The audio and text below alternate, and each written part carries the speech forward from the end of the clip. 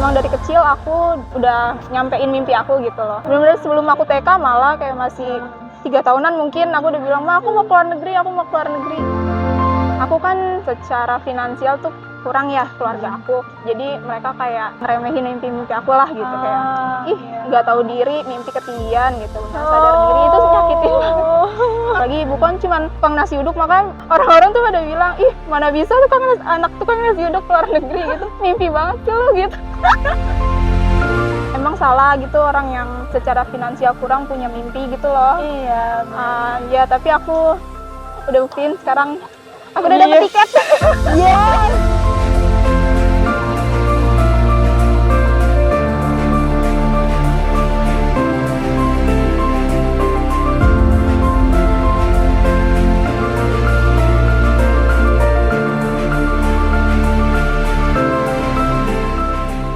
Mama aku sih nggak strict karena mama aku bilang apapun mimpi kamu kejar aja, nggak apa-apa, mama restuin. Karena mama nggak mau jadi penyesalan gitu. Karena kan mama aku dulu juga punya mimpi untuk keluar negeri. Tapi kakek aku tuh strict banget. Jadi ibu aku tuh nyesel dan kata ibu aku, "Mama tuh nggak mau apa yang mama alamin dialamin kamu. Jadi mama mau kamu mengeksplor dunia setelah kamu. Yang penting kamu jaga diri, jaga kepercayaan mama." Gitu.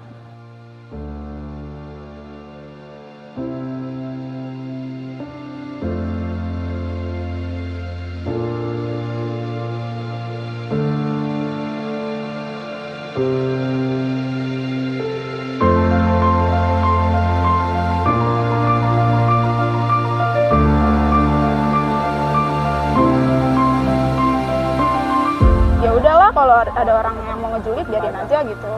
Ya penyakit hati ya kita nggak bisa kontrol juga kan, itu kan di luar kontrol kita gitu. Yang bisa kita kontrol kan diri kita gitu.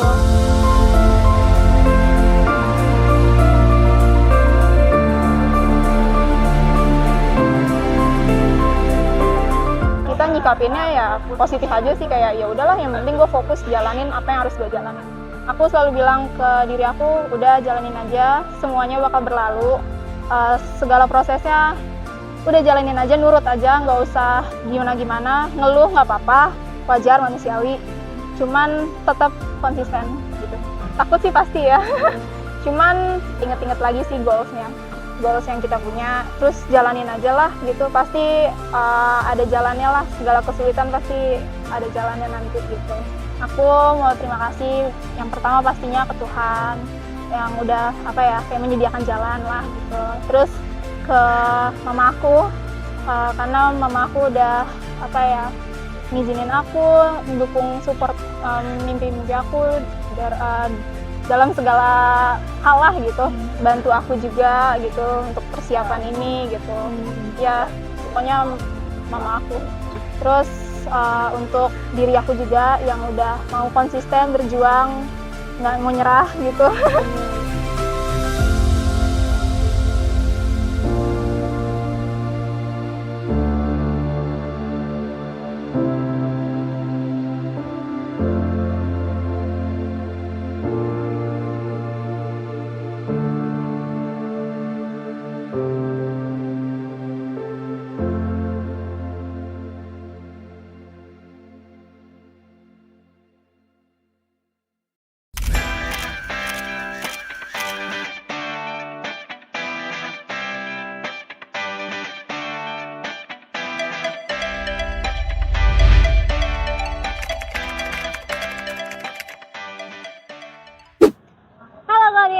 Selamat datang di segmen YJ antar peserta lagi nih.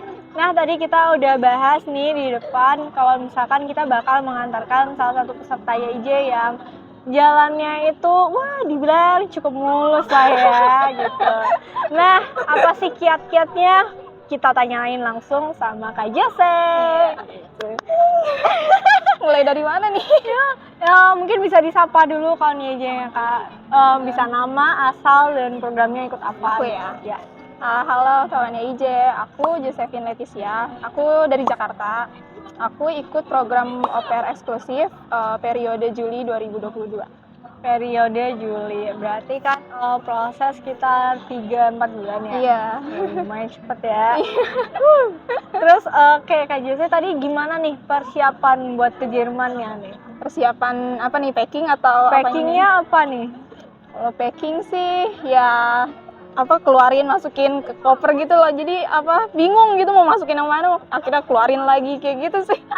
Terus bawa makanan yang pasti sih itu Indomie. Indomie akhirnya. Nyebut merek. Sensor. Oke, Iya. selain mie, apalagi nih yang dibawa? Iya, kayak bumbu-bumbu Indonesia sih sama oleh-oleh buat guest family aku. Oke. Nah, jadi kan Kak, aku mau tanya nih.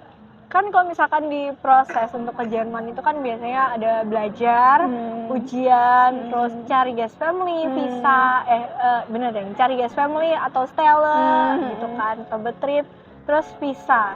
Nah, dari proses itu kan kadang-kadang ada yang memakan waktu yang lama ya. Iya. Terus makanya di situ kadang orang tuh suka down. Iya benar Kayak banget. Jadi putus asa bener, gitu. jadi putus asa kan. Karena mungkin kok aku ujian gak berhasil atau kok visaku lama gitu kan. Nah, tapi kalau dari Kak Jose ini kan bisa dibilang ya cukup lancar ya perjalanannya. Aduh. Atau lancar nggak? Ya lancar sih. Lancar sih. Nah, mungkin dari Kak Jose ada ini nggak tips-tips atau kiat-kiat kok bisa sih lancar gitu prosesnya? Kayak jalanin aja sih. Ya pasti ada susah-susahnya. Yang ngeluh nggak apa-apa sekali, tapi jangan nyerah.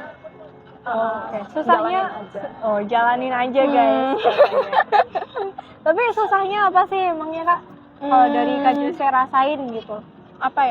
Persiapan ujian bahasa Jerman. Oke. Itu sebenarnya nggak susah sih, cuman kayak lebih ke nervous aja gitu. Untuk proses belajar emang sebenarnya lancar-lancar aja ya. Proses persiapan ujian sebenarnya juga lancar, cuman kayak yang manusiawi lah kita nervous gitu loh. Terus sama visa sih, nunggu visanya itu yang bikin yang bikin agak sedikit down gitu. Oke, tapi kakak sendiri nunggu visanya berapa lama? 1 bulan. Iya, karena waktu itu lagi penuh embassy itu lagi sibuk, jadi aku 1 bulan. Jadi 1 bulan setelah interview Iya, setelah 1 bulan. 1 bulan. Itu selama 1 bulan tuh mimpiin visamu. Oh beneran? Sampai ke bawah mimpi? Sampai ke bawah mimpi bener, sampai mimpiin Frau Irma juga. Frau Irma kenapa datang di mimpinya Kak Jose? Chatan mulu sama Frau Irma gitu, jadi ke bawah mimpi. Oh, mimpinya ke Frau Irma chat gitu. Visa udah keluar. Bener. Alah gitu. Nah, kalau misalkan nih kan kayak ada berkas-berkas juga nih yang dikumpulin gitu. Kalau Kak Jose menurut Kak Jose susah nggak sih untuk mengumpulkan berkas-berkas itu untuk misinya sendiri gitu? Kan ada panduannya ya, jadi menurut aku sih nggak terlalu rumit sih gitu. Ya kalau misalkan ada kesulitan bisa nanya gitu sama sama staf YIJ gitu, mereka akan bantu kok. Oke. Jadi kalau menurut Kak Jose sendiri apa sih kunci atau mungkin tips biar perjalanannya tuh lancar gitu, terus kayak sesuai dengan rundown atau nggak tepat waktu gitu, ada nggak? Tipsnya ya? Kalau aku sih tipsnya kayak ya jalanin aja, nurut aja gitu. Kalau disuruh waktunya ngumpulin, disuruh waktunya untuk nyiapin ini ya siapin gitu, sesuai dan tepat waktu. Kalau bisa jangan pas deadline gitu. Terus ya sama jalur langit sih, doa. Iya, itu penting. Itu penting sih. Jadi tapi kalau ngumpulin berkas itu ada deadline-nya gitu ya? Ada. Ya kayak waktu itu aku dapat deadline 20 September tuh ngumpulin berkas-berkas buat pencarian GF. Tapi aku udah selesai sih 15 September waktu itu. Dan gak lama dari itu, bener-bener cuma berapa hari gitu. 15 September, 19 Septembernya kalau nggak salah aku udah dapat kenalan GF.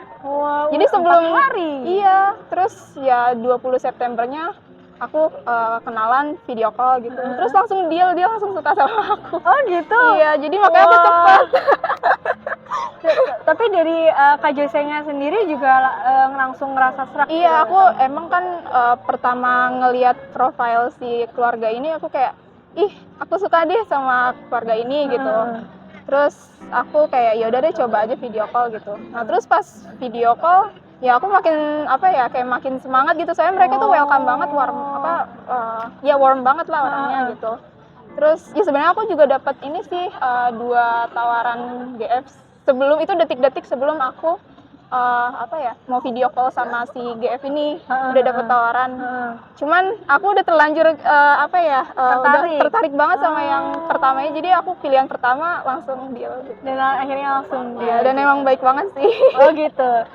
Tinggalnya nanti di kota apa nih Kak? Aku di desa di Antah Berantah. Aku berbatasan sama Austria sih. Oh Di Burgkirchen. Kak tadi bilang Kakak tuh anak tunggal ya. Iya. Nah kalau misalkan kadang-kadang kan dari GS Family ada juga yang khawatir kalau memilih au pair-nya anak tunggal.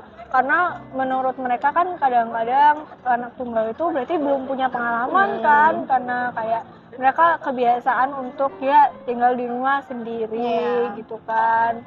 Terus kalau misalkan dari Kak Jose gitu ditanyain hal-hal yang kayak gitu nggak? Enggak sih, soalnya aku juga deket sama anak kecil.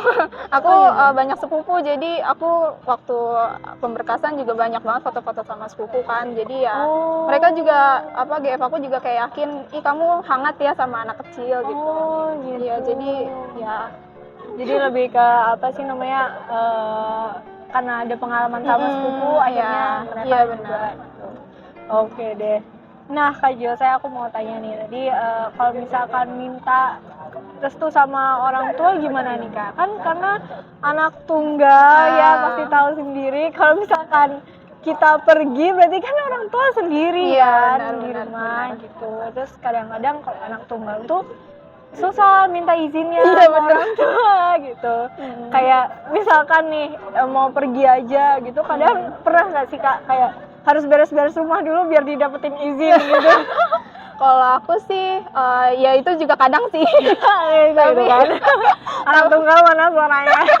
Tapi kalau orang tua aku bersyukur sih ibu aku nggak strict gitu. Jadi emang dari kecil aku udah nyampein mimpi aku gitu loh. Bener-bener sebelum aku TK malah kayak masih 3 tahunan mungkin aku udah bilang, "Ma, aku mau keluar negeri gitu." Seriusan? Iya. Tapi aku kan nggak tahu ya keluar negeri tuh kemananya gitu loh. Jadi cuma bilang keluar negeri aja, mau lihat salju gitu. Jadi mimpi awalnya adalah salju. Iya, mimpi awalnya salju gitu. Ya, terus mama aku sih nggak strict karena mama aku bilang apapun mimpi kamu kejar aja, nggak apa-apa, mama restuin, karena mama nggak mau jadi penyesalan gitu. Karena kan mama aku dulu juga punya mimpi untuk keluar negeri, tapi kakek aku tuh strict banget.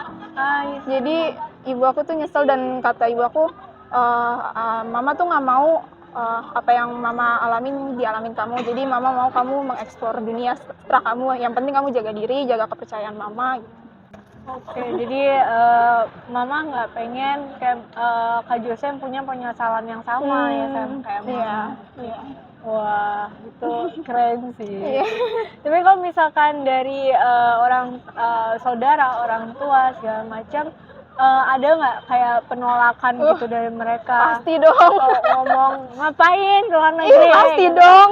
Jauh di Indonesia aja. Pasti. Gitu kan? Banyak banget. Malah yang lebih ribet tuh saudara-saudara sama kerabat-kerabat, teman-teman mamaku gitu, itu lebih banyak yang lebih rese gitu loh. Iya, bilang aku nggak sayang orang tua lah, durhaka lah, ninggalin gitu. Tapi mamaku sih bilang ya nggak apa-apa sih selagi dia punya mimpi ya dikejar gitu. Terus kayak banyak yang ngejulitin juga gitu. Karena kan kayak gimana tuh Kak? Aku kan secara finansial tuh kurang ya keluarga aku. Jadi mereka kayak ngeremehin mimpi aku lah gitu, kayak nggak tahu diri, mimpi ketinggian gitu, nggak sadar diri, itu nyakitin banget. Makanya waktu aku ke mes itu pertama kali, Mbak Ara kayaknya ngeliat aku nangis deh di pojokan loker. Itu karena aku dengar omongan saudara aku dijelek-jelekin gitu, jadi kayak sakit hati banget, kayak emang salah gitu orang yang secara finansial kurang punya mimpi gitu loh. Iya. Ya tapi aku udah buktiin sekarang aku udah dapet tiket. Yes. Jadi iya, Iya, soalnya kan apa ya?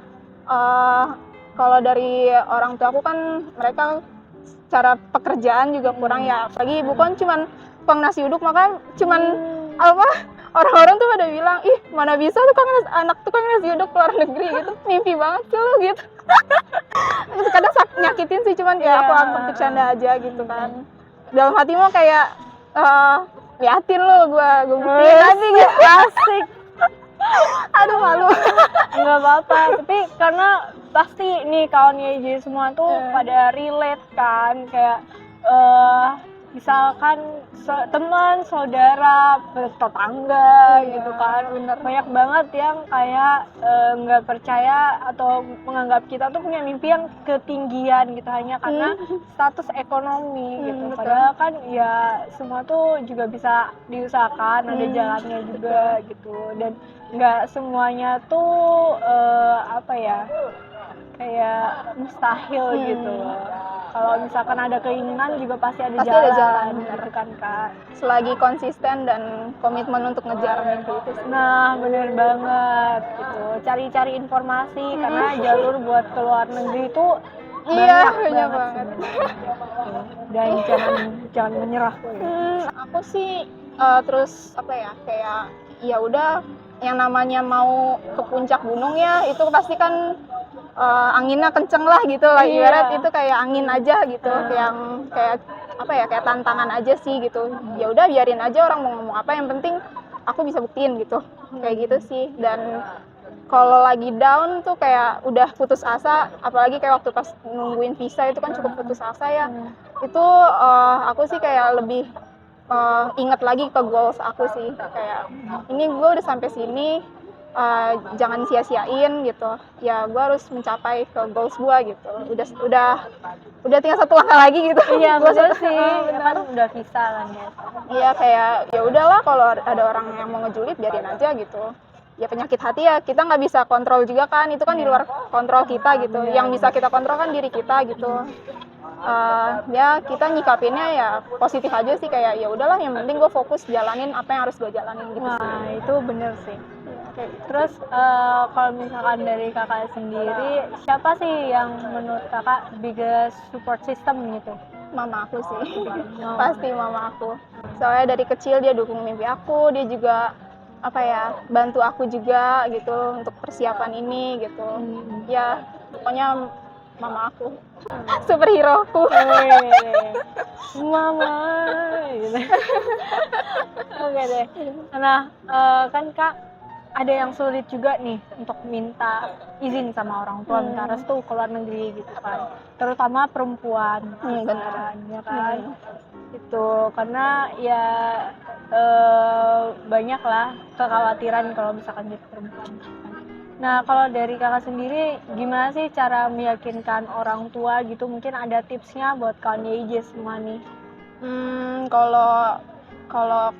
Kalau kalian mau apa ya, ikut kayak program kayak aku sekarang tuh, kalian kesehariannya juga kayak ngejaga kepercayaan orang tua gitu loh. Jangan apa ya, mimpi besar nggak salah, tapi kalau misalkan terkendala di soal restu, ya kita tuh keseharian kita juga kayak ngebangun kepercayaan orang tua juga. Jadi orang tua ngelepasin kita tuh juga ya tenang aja gitu. Tapi kalau misalkan dari orang tua kakak gitu, mama ada nggak kekhawatiran gitu dari mama? Pasti, apalagi kan aku anak satu-satunya ya, perempuan lagi gitu. Ya cuman kayak tadi aku bilang, mamaku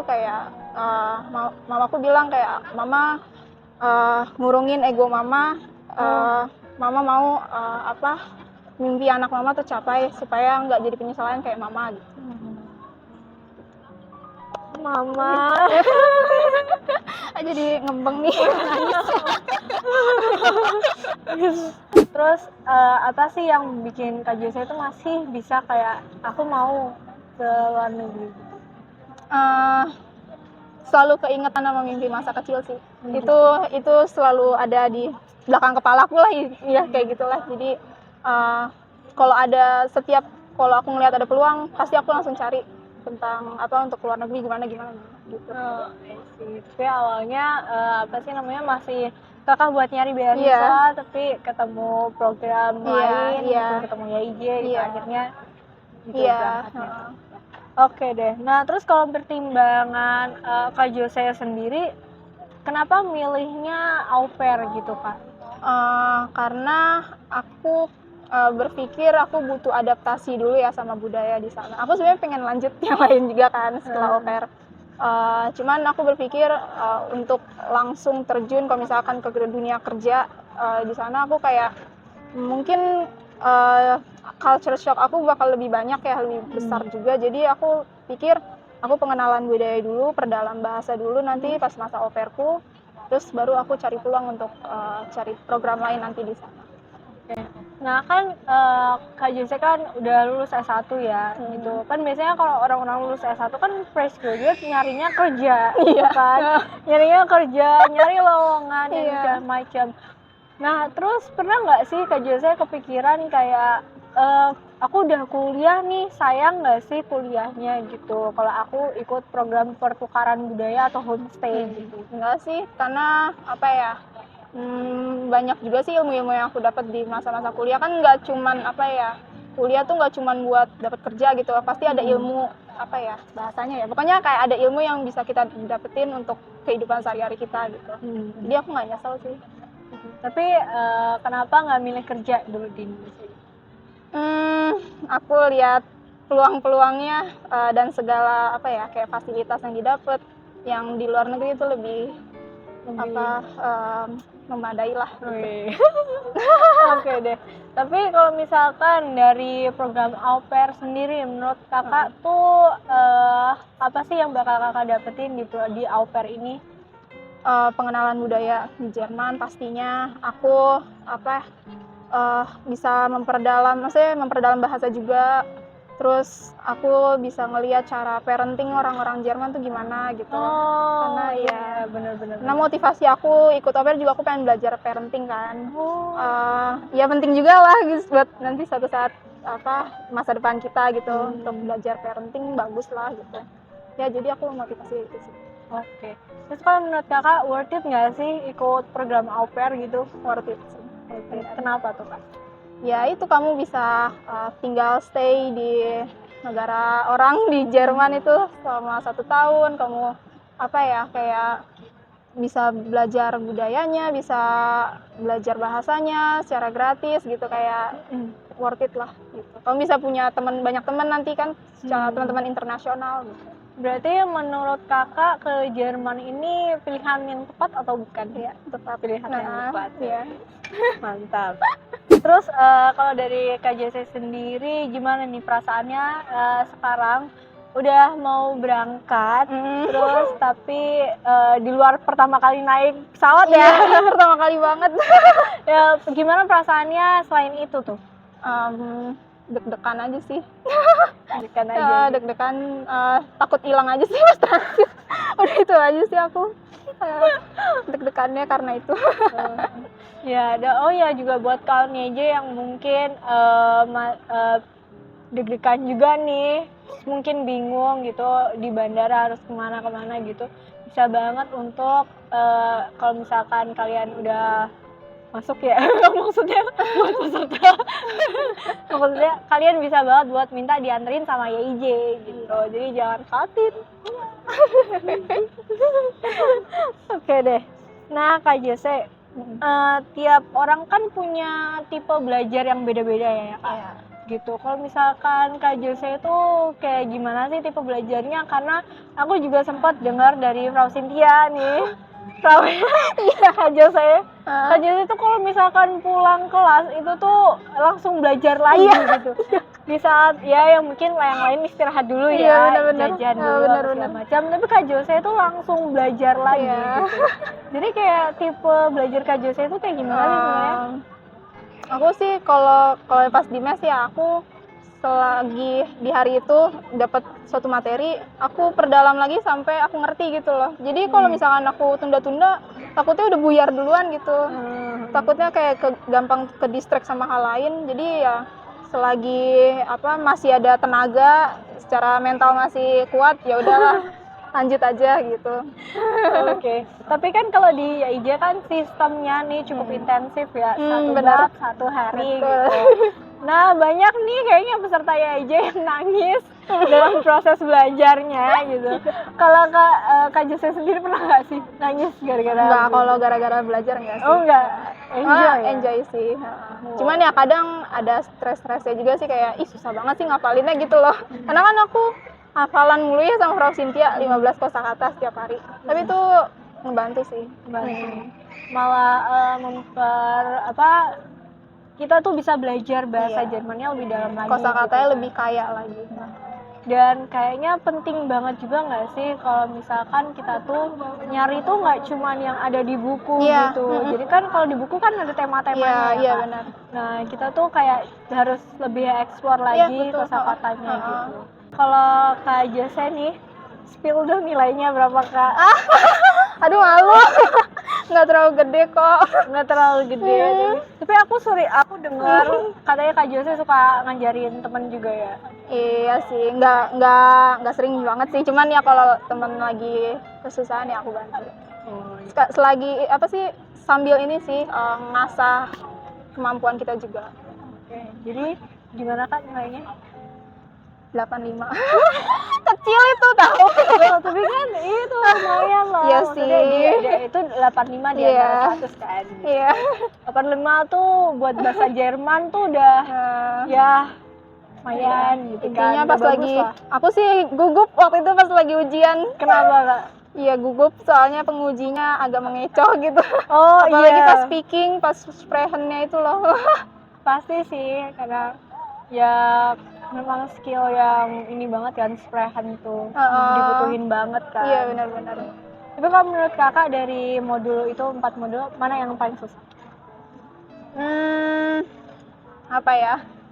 Sprechen sih. Sprechen memang. Iya, karena kalau mau ngomong terus mikir dulu grammarnya, aku harus susun dulu di otak ini gimana gitu. Jadi ya masih terbata-bata. Oke deh. Tapi kalau orang ngomong apa aku masih paham-paham gitu. Nah, kalau selama dari proses awal sampai akhir, mana nih yang menurut Kak Jose itu paling berkesan, yang paling kakak inget gitu? Waktu di mes. Waktu di mes soalnya. Iya, waktu di mes apa ya? Tiap pagi sarapan nasi kuning. Nyari sarapan bareng-bareng gitu. Ayo sarapan sama anak sekelas, makan nasi kuning. Terus siangnya nyari lauk bareng, kayak gitu sih, seru aja gitu. Gitu. Nah, terus kan kalau di kakak berarti pertama kali ngerantau nggak sih? Ini ya. Kalau kakak kan masih tinggal di Jakarta. Iya. Kan? Ya maksudnya di Jerman nanti ini kan pertama kali kakak Betul. jauh ya. Iya, bener. Pertama kali kakak ini sendirian gitu. Dan menurut kakak gimana nih cara mengatasi kayak ketakutan kakak gitu? Takut sih pasti ya. Cuman inget-inget lagi sih goals yang kita punya, terus jalanin aja lah gitu. Pasti ada jalannya lah, segala kesulitan pasti ada jalannya nanti gitu. Jalanin aja. Nah, Kak, boleh nggak aku minta pesan sama teman-teman, buat teman-teman yang mungkin lagi dalam proses nih, entah itu proses belajar, visa, segala macam, kan pasti ya mereka punya kekhawatirannya masing-masing. Gitu. Tapi kalau dari kakak, apakah ada pesan gitu buat mereka? Kalau aku, kalau yang selama ini aku jalanin semuanya, aku selalu bilang ke diri aku, udah jalanin aja, semuanya bakal berlalu. Segala prosesnya udah jalanin aja, nurut aja, nggak usah gimana-gimana, ngeluh nggak apa-apa, wajar, manusiawi. Cuman tetap konsisten gitu. Iya, berarti kuncinya tuh kayak ya ikutin prosesnya. Iya, ikutin proses sesuai aja. dengan alur, apapun yang dokumennya yang diminta, kalau bisa dilengkapi sesuai dengan deadline waktunya.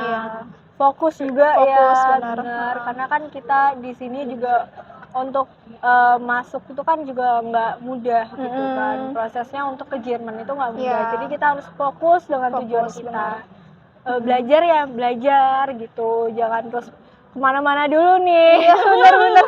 Iya kan, Iya. kadang-kadang ada yang suka, aduh malah kepikiran kesana kesini akhirnya nggak fokus belajar. Ya, kurangin overthinking sih. Oh, kurangin overthinkingnya gitu guys. Karena overthinking tuh nge-distract fokus kita gitu. Hmm. Tapi aku emang suka overthinking juga sih, cuman aku suka apa ya, langsung memporoskan diri aku ke jalurnya lagi gitu loh. Ke Jadi jalur yang benar.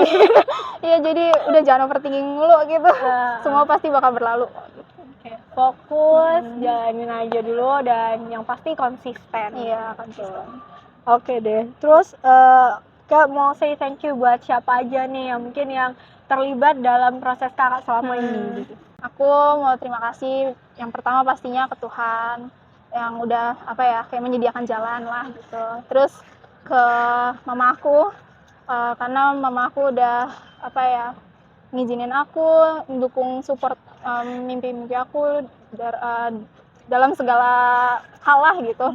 Terus untuk diri aku juga yang udah mau konsisten berjuang, nggak mau nyerah gitu.